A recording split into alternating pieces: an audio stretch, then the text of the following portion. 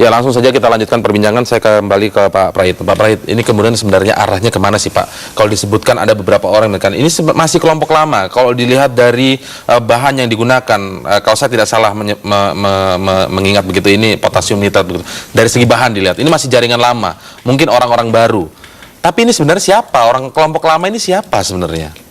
Kalau menurut penjelasan dari Kepala BNPT, ini sebetulnya ada pelaku-pelakunya yang sempalan dari Imam Samudra dulu. Iya. Tapi dia belum tentu menempel ke situ.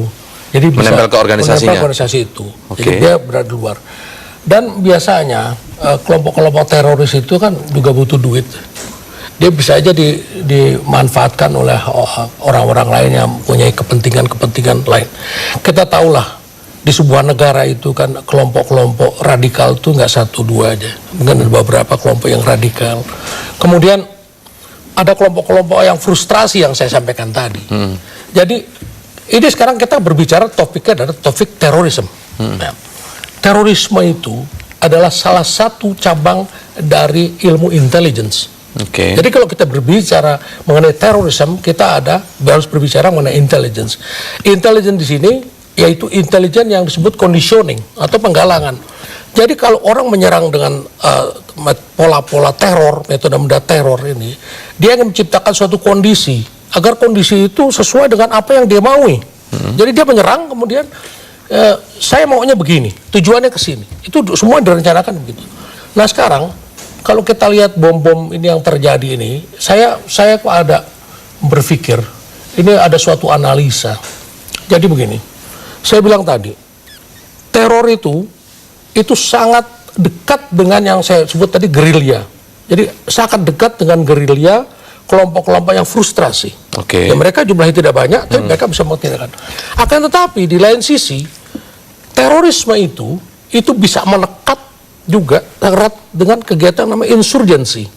Suatu kegiatan insurgensi itu adalah suatu kegiatan yang terstruktur. Dan mereka biasanya tidak dikenali. Mereka itu bergerak clandestine, tertutup, undercover. Jadi sulit sekali membongkar kegiatan sini. Sekarang kita melihat, sejak beberapa hari terjadi teror bom ini, memang aparat keamanan itu belum menemukan secara pasti ini gerakan apa.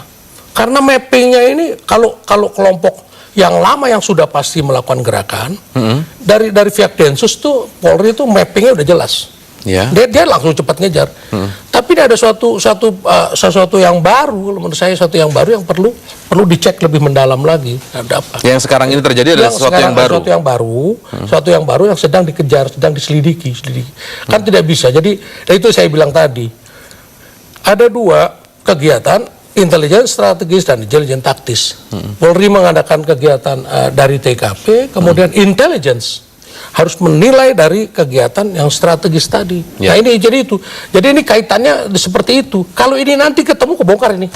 Kalau intelijen strategis sudah bergerak makin mengerucut ke dalam, kemudian intelijen taktis sudah di Polri bergerak keluar ketemu kebongkar ini. Baik, Pak, saya tadi mencoba untuk menggarisbawahi dari penjelasan Anda tentang terorisme adalah bagian dari ilmu intelligence itu sendiri. Apakah ini bisa disimpulkan bahwa ini artinya adalah permainan intelligence? Ya betul. Bukan pengertian intelijen itu terus aparat intelijen, bukan. Orang-orang yang mempunyai kemampuan intelijen kan banyak. Orang yang mempunyai kemampuan intelijen itu banyak. Karena begini, orang melaksanakan teror itu harus tahu persis gitu, bagaimana dia membuat metode-metode intelijen. Gitu. Jadi modus-modus operasi intelijen, bagaimana dia melakukan desepsi, seperti target yang sekarang. Kenapa kok target yang 4? Ini target yang 4, orang bilang Ulil sudah akan dibunuh dari tahun 2003. Saya bilang kenapa dibunuh Ulil kok susah bener nunggu sampai 2011 pakirimi bom. Nah di Indonesia ini kalau orang main bunuh kan gampang-gampang aja. Apakah Ulil bukan seorang pejabat yang dapat pengawalan demikian hebat, kan demikian. Nah, jadi ini suatu momentum di mana Ulil sebagai seorang tokoh dari jaringan Islam liberal, Boris Mere sebagai tokoh polisi yang terkenal. Siapa yang kenal Boris Mere? Yapto, tokoh pemuda Pancasila, Jadi partai terkenal kan. Jadi Ahmad Dhani, siapa yang tidak tahu Ahmad Dhani sebagai musisi yang demikian ini. Jadi ini orang akan terkecoh mengejar semua ke situ. Nah ini sebetulnya ini kalau menurut saya itu sasaran-sasaran desepsi saja. Mereka adalah sasaran antara? Sasaran antara untuk menimbulkan sensasional saja. Oke, baik, nanti kita akan lanjutkan perbincangan pada malam hari ini. Sebelum ke Pak Ikrar, saya sedikit mengulas yang terjadi baru saja terjadi ini. Sudah ada nama keluarga dari mantan Kapolda paling tidak seperti itu. Yang ini kira-kira maksudnya seperti apa? Nah itu justru saya bilang ini untuk menghilangkan kepercayaan masyarakat terhadap aparat keamanan. Aparat keamanannya diserang. Artinya kelompok penyerang ini ingin menyampaikan kepada masyarakat bahwa aparat keamanan ini nggak berdaya terhadap mereka. Kemudian mereka itu akan nanti akan terus, ini akan berlanjut, kelihatannya akan lanjut.